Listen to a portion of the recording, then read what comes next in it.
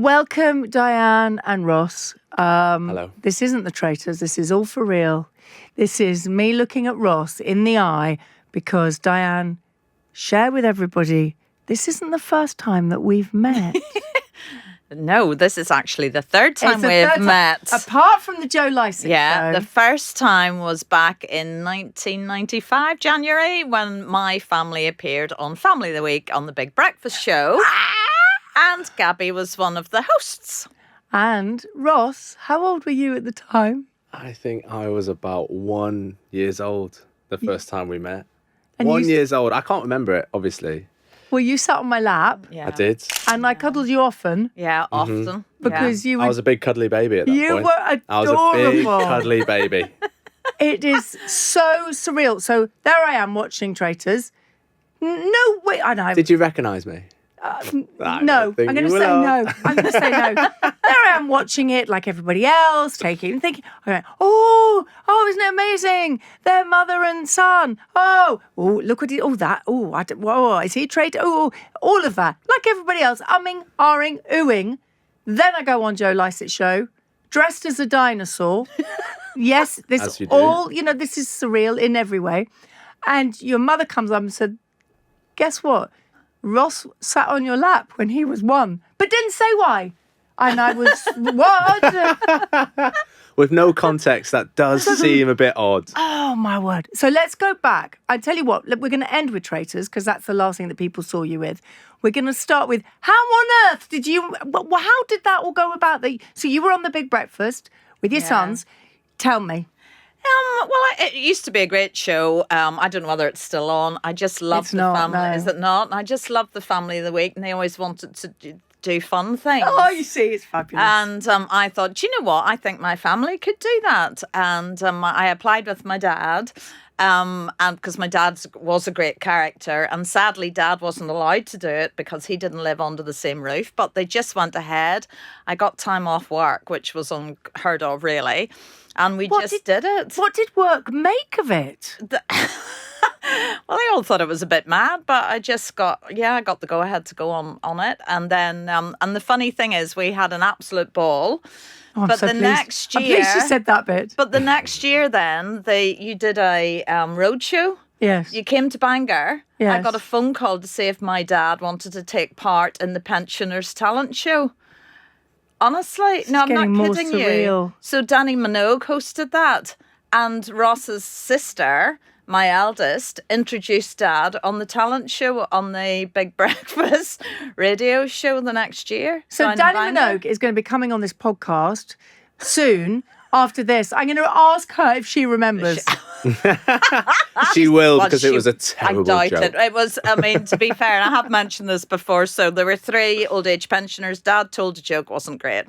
Somebody sang like Al Jolson, and then the Bangor mayoress sang with her dog. So she played a keyboard, and the dog was supposed to bark and howl or whatever it did. And the dog didn't do it. It did nothing, but she still won. So I think that was a fix. That was the Bangor mayoress one. The thing is, on live television, there is nothing you love more than an animal that doesn't perform. I know, nothing. So, the audience is always on the side. But did Ross behave himself?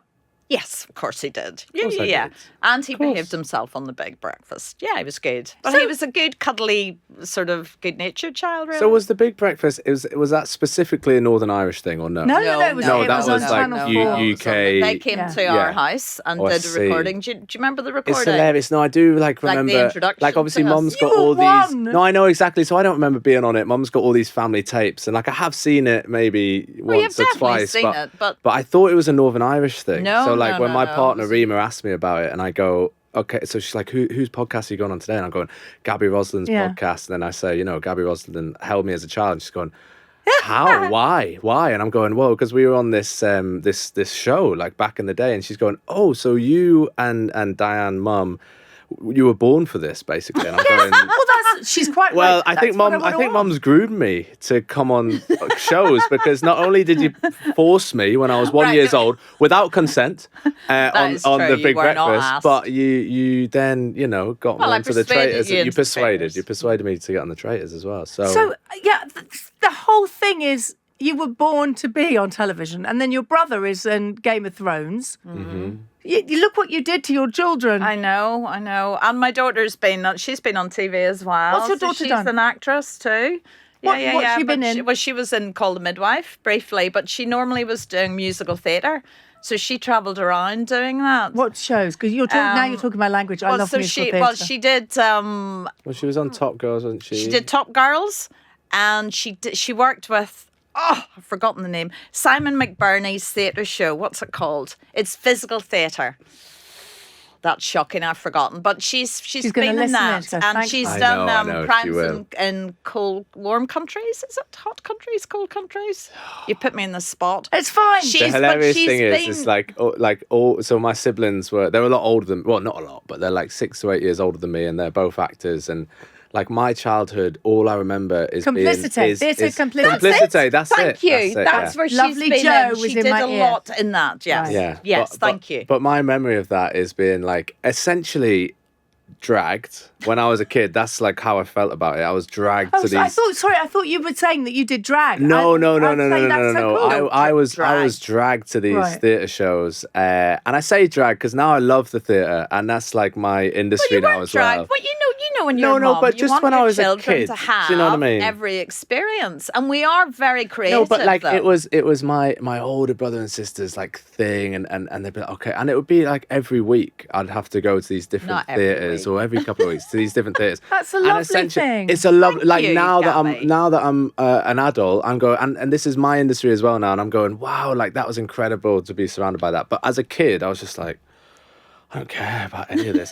So I'd be dragged to these things, and inevitably I'd fall asleep. So it's hilarious that you're looking at me going, do you know what was Lisa's show? And I'm going, I was asleep.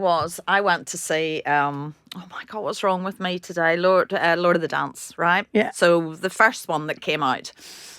And I was persuaded into that, and I'm not a dancer, and I don't do dance particularly. And it had been extended in Belfast, and I just went with my ex-husband, and we were up in the front row, and those dancers came on. From the second those dancers came on, they hardly even touched the stage, and I'm sitting, watching, looking. I was mesmerised.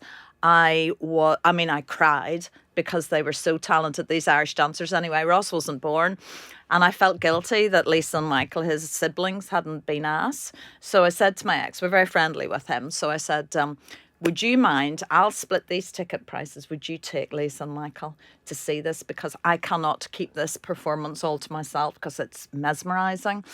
And he took them, and Michael fell asleep. I think, how in the name of God was it possible to fall asleep? Riverdance, that was it. Riverdance, Lord of the Dance was later. Riverdance, and Michael fell asleep. What? Are you going to be doing any of that sort of dancing when you do panto? I hope not. Oh, yes, you will. Oh, no, I won't. Yes, you will. Oh, she's practicing. We They're all can't dancers. wait. I'm not. They Are you a all dancer as rhythmic. well, Ross? Nobody can dance, is what I mean. You can. No. You know, I can do a little two-step But you're rhythmic. in a club. Like, The three of them can dance. They've got rhythm. I don't. Okay, I really don't worry, I don't. won't make you dance. Good. Or maybe afterwards I might. Who knows? yeah, I think we should get her up now. But you also ended up in the industry because you have your own company. I'm a director, own a production company. We do like a lot of, for money, we do branded content. And then for passion, we do short films and, trying to get into that narrative world. But it's tough.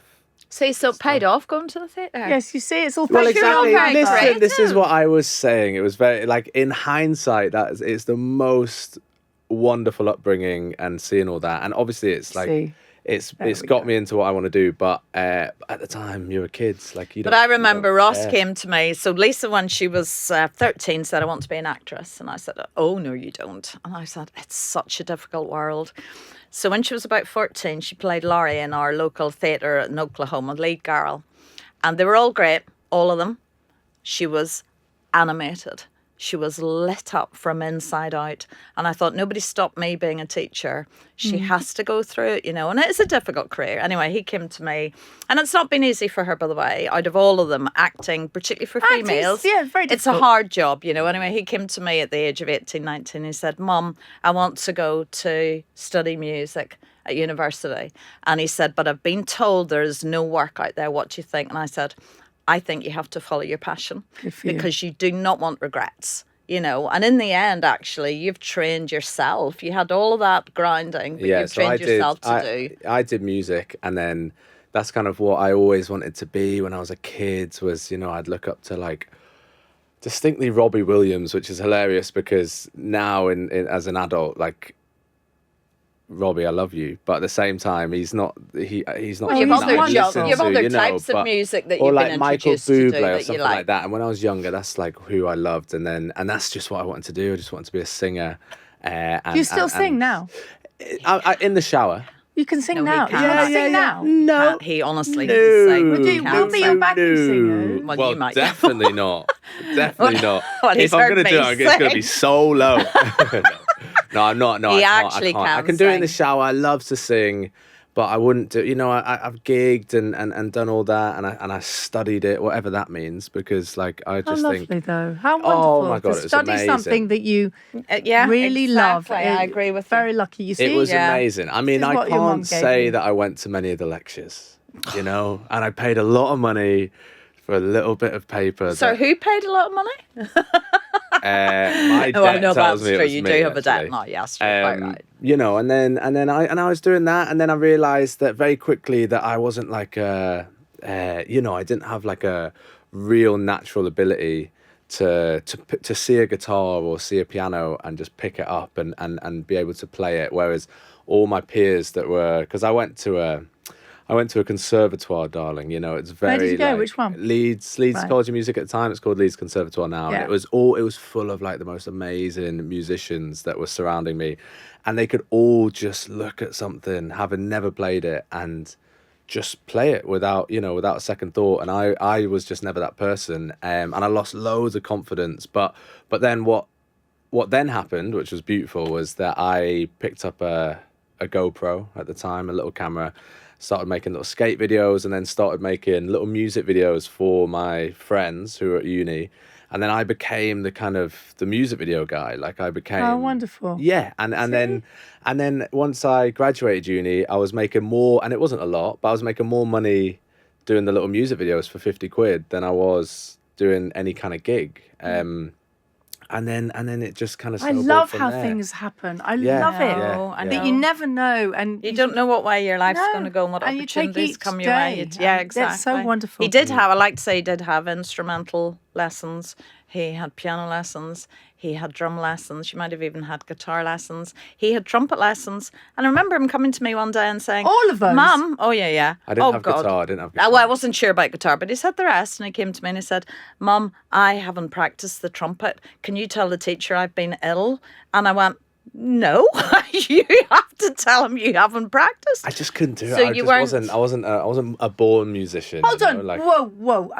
So the two of you couldn't tell a lie, and yet there you were on Traitors as bold as brass, lying to millions of people. But we didn't lie, though, because nobody ever said, is Ross your son? Nobody ever asked us that. No, Paul was Mum's son. Yeah, Paul was my son. Mum's son. Yeah, exactly. That was so weird. We didn't I know. That was weird. That saved us. It was perfect. That saved us. Who knew that? It was like that. That had been put in there. Mental. Did somebody put that in? No, not at all. But do you know what? I don't even think this is on TV. Paul came to me the day before and said, you look very like my mum.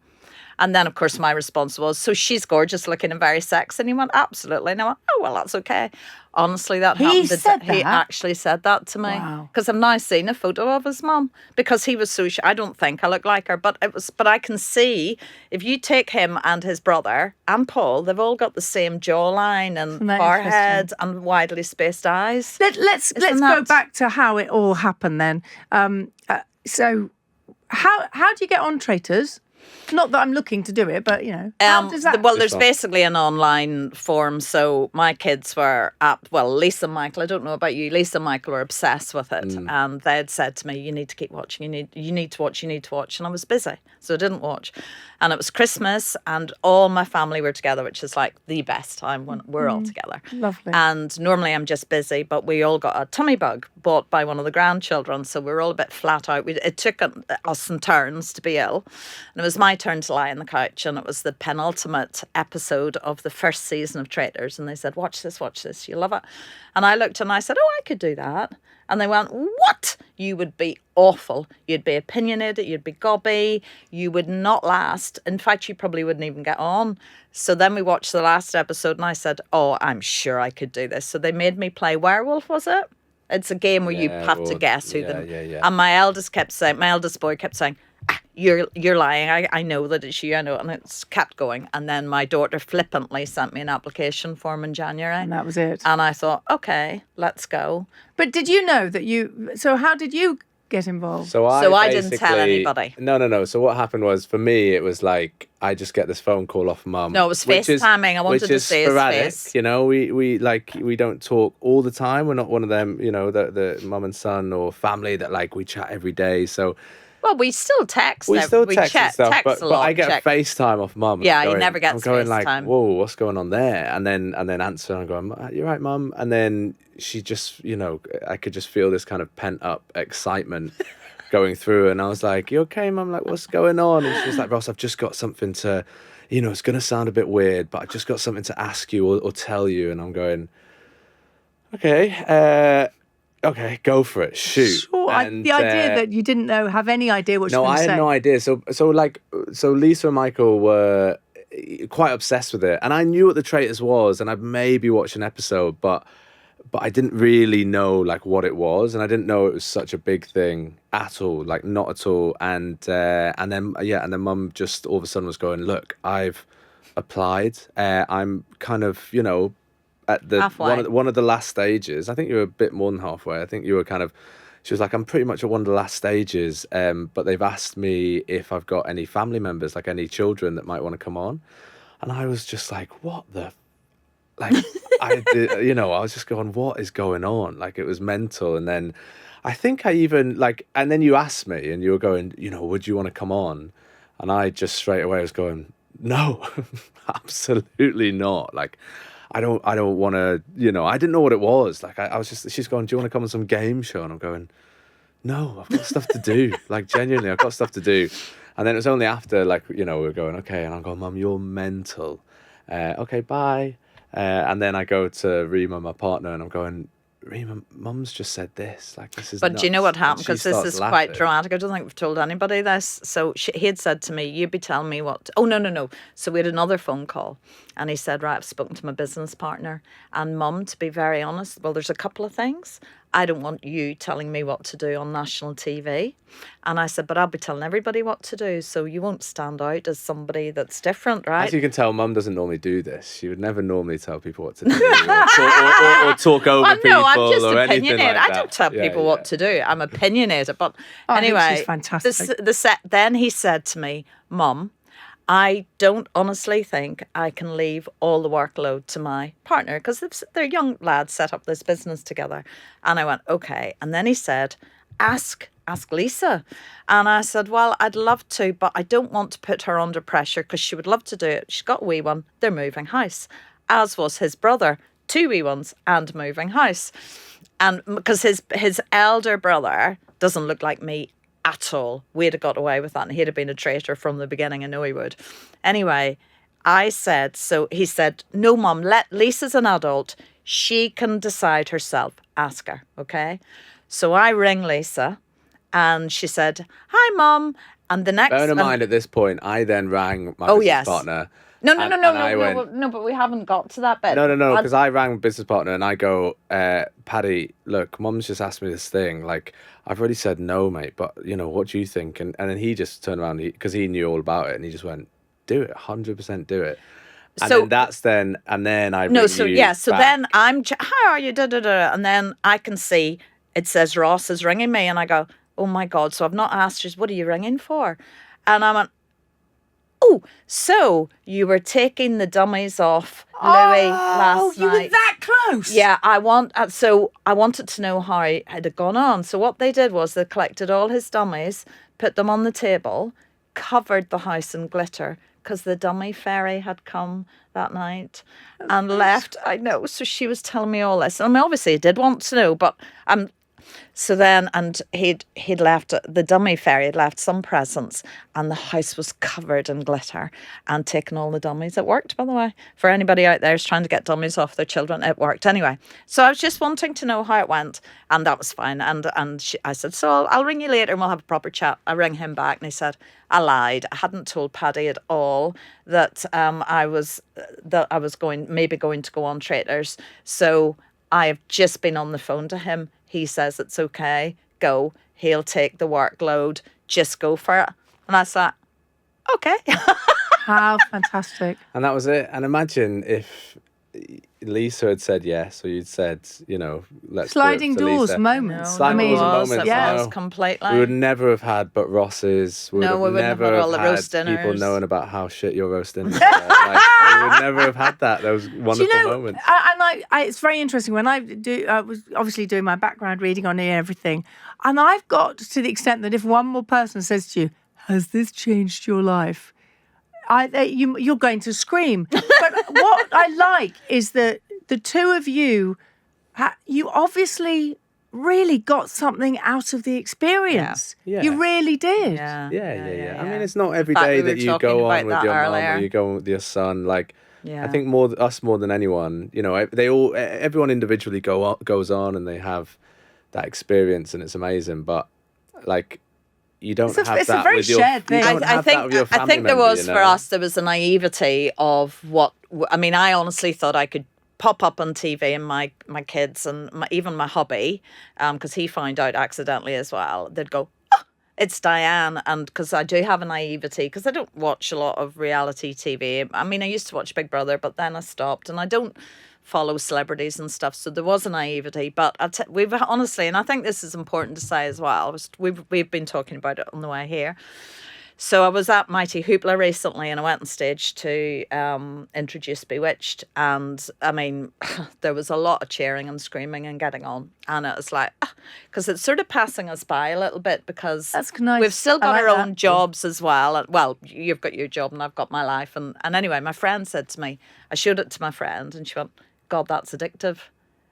And honestly, up until that point, I know this sounds ridiculous, I hadn't thought about that, because part of it is still what? You mean the people are running up and going up for photos and stuff? No, but you breezed over what actually happened. So you went to Mighty Hoopla, and then a crowd of thousands started basically chanting your name or shouting, which was the most surreal. Like, not only for you, obviously, but like for me and for the kids, we're going.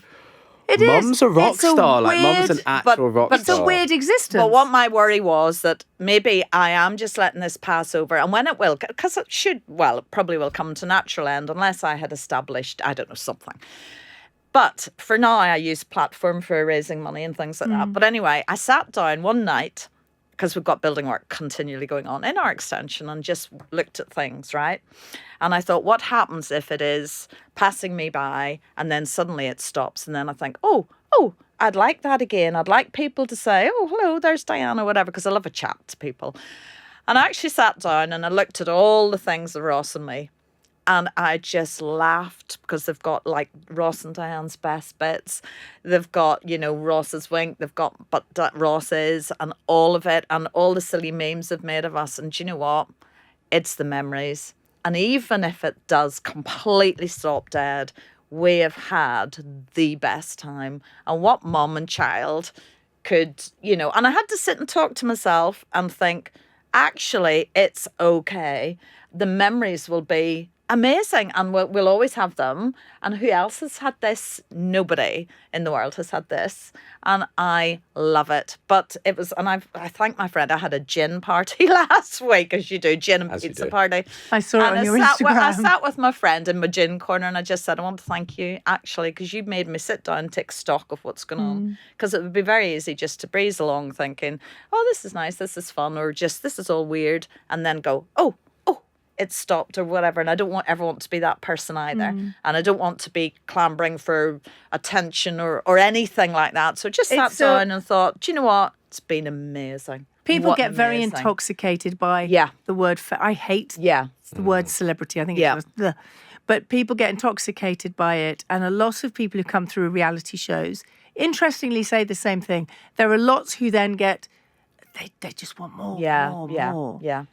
but that's about... That's not who defines us. No. That's what we were talking about. It. If you need external validation for who you are as a person. But you've got family, you've got grandchildren, you've got... that's what happened. Like when I think I was chatting to my friends after it all came out, and I can't remember who said it, but they were going, look, you and your mum have got, like, for my grandkids or my kids... Like, we've got unbelievable family videos. Yeah, exactly. That we can just show them. And I'll be like, look. And of when you were a baby. Wait till you show well, exactly. I'll be like, look, you'll meet Auntie Gaby and your great-great-great-grandma Diane. I love the smiles on your face. This is really real. It's more than... When you first came out and you were on all the various TV shows, it was still the sort of the bright lights and the whole sort of, what have we just gone through? What's so lovely is I can tell from both of you, you've had the best time. Yeah. I love that. Unreal. Yeah. But now, as you said, let's just talk about you raising money for Alzheimer's research. Yeah. So you're doing the Great North Run, both of you? Yes. Okay. The whole family. Unfortunately. So, the whole family. Family, yeah. Just one can't do it because of childminding, but all of us are doing it, yeah. Are you ready for it? No. Not in no way, shape, or form. Obviously, it's summer. It's just been the Euros. Well, from the Olympics. The Olympics, all of it. And like, that's so hard to not just drink beer and eat. You're running. You're going to be running. You're going to be running. But charity's important. We've done. Yeah. Charity's very important. God, so for people who don't know why the charity is important, you're happy to talk about it. For our family, my dad was the biggest personality in the world. It was so much fun. I mean, I'm a daddy's girl, so if you couldn't tell. And he was very nutty, and his humour was mad. So when Alzheimer's probably started slipping in, we, to be honest, probably didn't really notice. A lot of people don't. And then it was a day he kept talking about the same thing, and I just began to get worried, and I said, please go to the doctors. Oh, I don't need to go to the doctors. And then me crying made him go, because he would never do anything that would worry his family. So he went, and we got the diagnosis. And in some ways, we were very blessed, because the essence of my dad was still there. This happy man. Even an example, Mum and my sister, because they were back in Ireland with him. He's the old-fashioned silver plates with the extra teeth. So he had 3 or 4 teeth missing, and the plate used to sit in the water at night. So anyway, he needed it fixed. They said he needed new teeth doing, so he got them in, and I thought, anyway. They spent a lot of money getting these new teeth for him. So he was about 2 years off probably passing away. So probably really in the throes of dementia. And he'd gone to the Lowe's in the shopping centre back in Bangor in Ireland. My hubby had gone with him, and he came back, and the teeth are missing. And Mum, well, where are they, Stanley? And he said, I don't know. And I said to my husband, you're going to have to go in and look and check they're not down the loo. And my husband said, I'm not going to do that. And I said, well, then I'm going to have to go into the men's and look down the loo and fish them out if they're still there. Anyway, I said to Dad, really, your teeth, where are they? And he put his hand in his pocket and he brought out his teeth. And I went, okay, right, we're okay. And I said, Dad, you need to put them in. And he went, no. I thought, well, do you know what I'm going to do? I'm going to take a photograph of you. So I took a photograph, because what I wanted him to see was what he looked like without his teeth. And then he might, So I took a photograph of him, big smile. Obviously, 4 teeth are missing. I showed it to him. Well, he fell around laughing. He thought it was the funniest thing. And we all laughed with him. And I said to Mum and Sandra, leave it.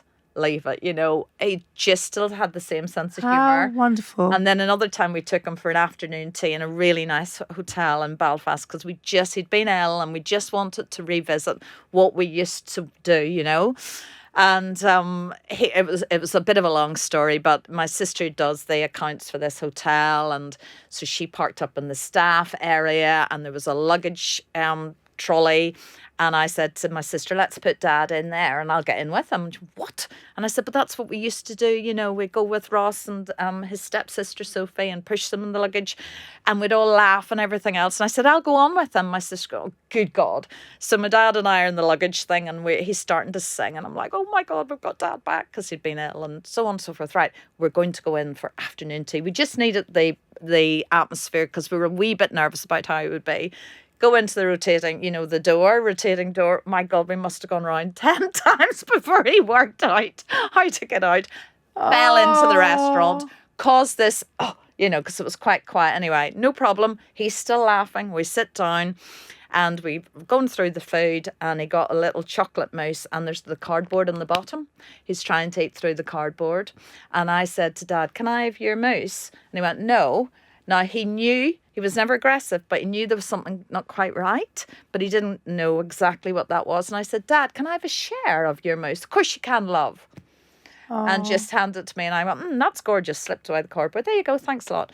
So his levels of generosity, his personality, his humour was still there. Stayed. So in some ways, we were very blessed, but we lost that man years before we actually lost him.